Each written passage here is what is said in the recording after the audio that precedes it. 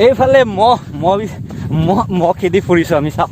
এইফালে মহ, ইমান মৰুভূমিৰ মাজত মহ ক'ৰ পৰা ওলালে বাৰু? ঘোঁৰা কিমান পালে? কাঠ খৰি কিমান পালে? 3 পইচা পালোঁ।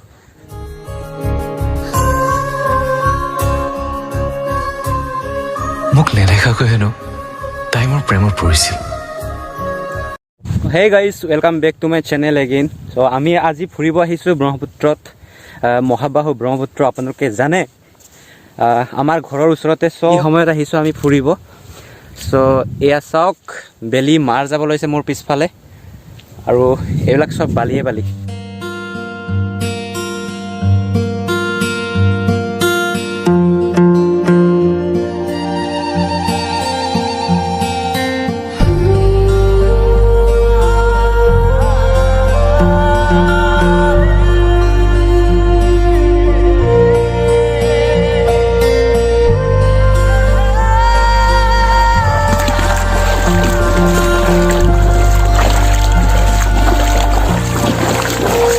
এই আমাৰ ব্ৰহ্মপুত্ৰ, মহাবাহু ব্ৰহ্মপুত্ৰৰ মাজত নদীয়ে উটুৱাই লৈ অনা কাঠ খৰি বিচাৰিবলৈ আমাৰ কিছুমান মানুহ আহে। নিজৰ ইউজৰ কাৰণে, বিক্ৰী কৰিবৰ কাৰণে নহয়। এয়া আপোনালোকে দেখিব পাইছে, এই খুৰাহঁত বিচাৰিব আহিছিলে, ইয়াত কাঠ খৰি বিচাৰিব আহিছিলে। কিমান পালে খুৰা? কিমান পালে? কাঠ খৰি কিমান পালে? 3 পইচা পালোঁ। আচ্ছা, এইটো নিজৰ ইউজৰ কাৰণে ন? অঁ, নিজৰ কাৰণে, বিক্ৰী কৰিবলৈতো নহয়। নহয়। ক'বলৈতো আছিল বহু কথা, কিন্তু কোৱাহে নহ'ল। লিখিব আছিল বহু কবিতা, কিন্তু লিখাহে নহ'ল।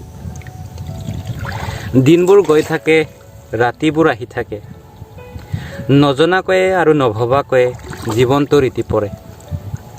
আবেলি সময়খিনি কবিতা ওৰাই বহুত ভাল পাওঁ। এই আবেলিৰ সময়খিনি এই ব্ৰহ্মপুত্ৰ পাৰত আহি সঁচাই মনটো ভাল লাগি যায়। আপোনাৰ যদি মনটো বেয়া লাগি আছে, আপুনি যদি আপোনাৰ ফিলিংটো ইমান ভাল লগা নাই, তেন্তে ইয়াত আহি আপোনালোকে টাইম পাৰ কৰক, টাইম স্পেণ্ড কৰক।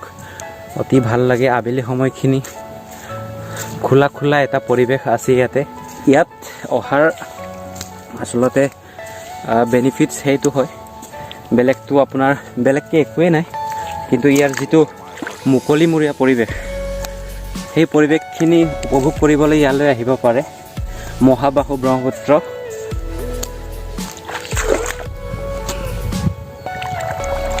মই ক'ত ঘূৰি আছোঁ? আচলতে এনেকুৱা লাগিছে মই আৰৱত থকাৰ নিচিনা অনুভৱ হৈছে। চাওক, মৰুভূমিৰ নিচিনা। আৰৱখন আচলতে মৰুভূমি হয়। মৰুভূমিৰ মাজত গঠিত এটা ডাঙৰ চহৰ হয়। তো ইয়াত আহি এনেকুৱা ফিলিং হয়। ইয়াত ঘৰ বাৰী নাই, অট্টালিকা নাই, তথাপি ইয়াত বালিয়ে বালি আৰু পানীৰ বাহিৰে একো নাই। চ' মই যেন এটা বেলেগ আৰৱ দেশত বাস কৰি আছোঁ তেনেকুৱা লাগে ইয়াত আহিলে মানে। এইফালে মহ খেদি ফুৰিছোঁ আমি চাওক।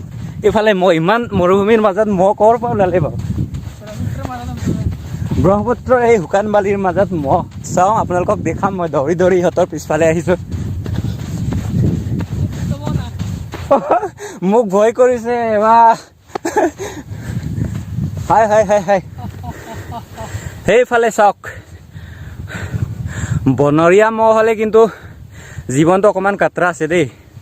ঘৰচীয়া বুলি কিছুমানে কৈছে, সেইকাৰণে ওচৰ চাপিবলৈ চেষ্টা কৰিম যিমান পাৰোঁ সিমান। হাই দৌৰি নাযাবা, মই তোমালোকৰ ওচৰলৈ আহি আছোঁ। ইহঁতে ওচৰ চাপিব নিদিয়ে, যাব দিয়ে ইহঁতক। এইফালে দেখিছে ইমান ধুনীয়া লাগিছে। বাহ, এইফালে চাওক, বহুত দূৰত গুচি গৈছে মোক ভয় কৰি।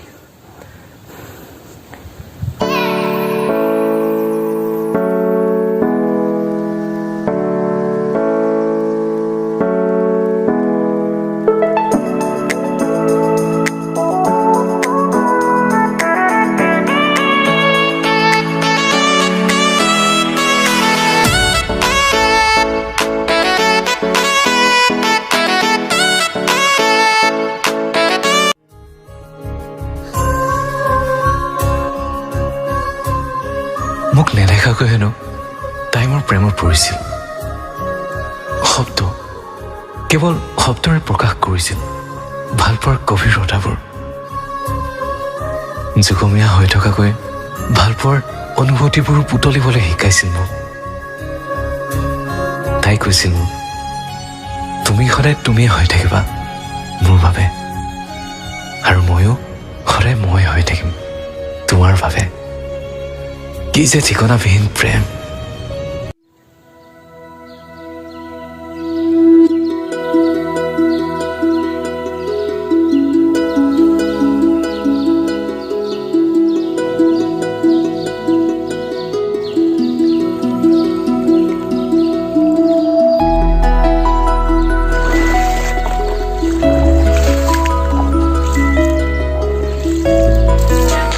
বাই এই দাদাহঁতৰ নাও আছিলে, আমি তাৰ পৰাই তাত ইমাৰে ঘূৰিব গ'লোঁ।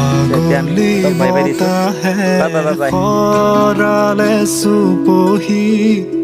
কাজলি জপা দুচকুৰ পতাত। চ' গাইজ, এই আবেলি সময়খিনি আমি টাইম স্পেণ্ড কৰি ইয়াত এতিয়া ঘৰৰ অভিমুখে ৰাওনা হৈছোঁ। এতিয়া ঘৰত যাওঁ, ভিডিঅ' এডিট কৰি আপোনালোকলৈ ভিডিঅ'টো আগবঢ়াম। তো গাইজ, এটা কথা কওঁ, এই মহাবাহু ব্ৰহ্মপুত্ৰৰ এই ধুনীয়া পৰিৱেশৰ পৰাই আপোনালোকক এটা অনুৰোধ, যদি মোৰ ভিডিঅ' ভাল লাগিছে তেতিয়াহ'লে প্লিজ লাইক কৰিব, শ্বেয়াৰ কৰিব, ছাবস্ক্ৰাইব কৰি দিব।